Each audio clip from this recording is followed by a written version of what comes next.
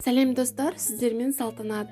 Бүгін сіздерге тәтті букеттерді үй жағдайында қолжетімді, ең оңай жасау жолын көрсетемін. Видеоны соңына дейін қарап, лайк басып, комментарий қалдырыңыздар.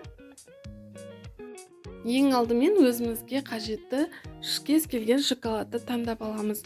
Мейлінше осындай арқасы ашылатын шоколадтарды таңдаған жөн. Шоколадтардың барлық жазуы бір жаққа қарап тұратындай етіп ашып, екі жақтама, яғни двухсторонний скотчты пайдаланамыз. Және бізге осындай ұзын шпажка керек болады. Бұл ең оңай тәсілі. Ыстық клей пайдалансаңыздар да болады, бірақ ыстық клей барлық адамдарда болмағандықтан мен ең оңай вариантты таңдадым. Бүкіл шоколадтарымызды жабыстырып алдық.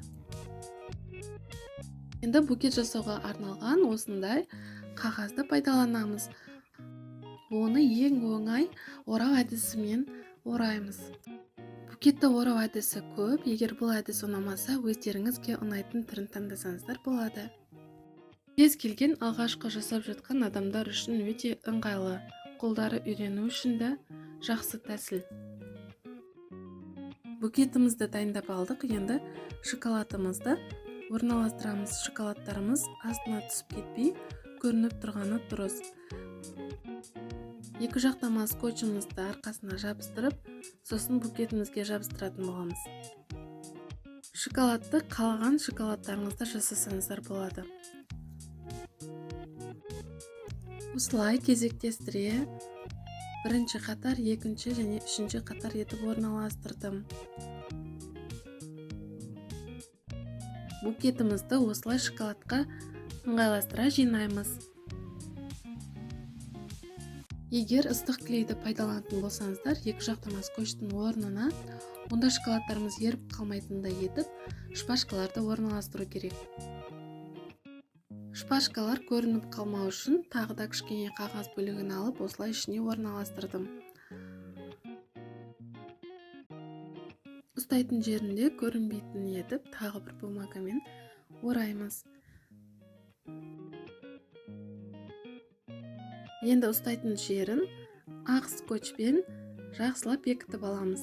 Сосын қалаған ленталарыңызда сәндеп, бантик етіп орасаңыздар болады. Мөлшерін кішкене ұзындау етіп кессеңіздер, бантиктеріңіз әдемі шығады. Және әсемдік үшін гүл, оның да арқасына екі жақтама скотчты пайдаландым.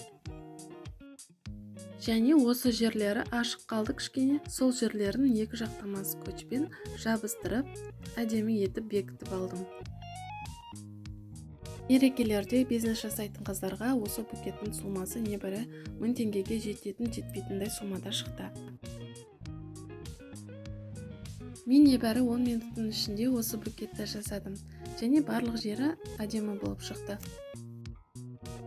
Менің ойымша, өз қолыммен және шын жүрегіммен жасалған сыйлық ең әдемі сыйлық. Бір-біріңізді қуантып жүріңіздер. Ұнаса лайк басып, каналыма тіркеліп кетуді ұмытпаңыздар.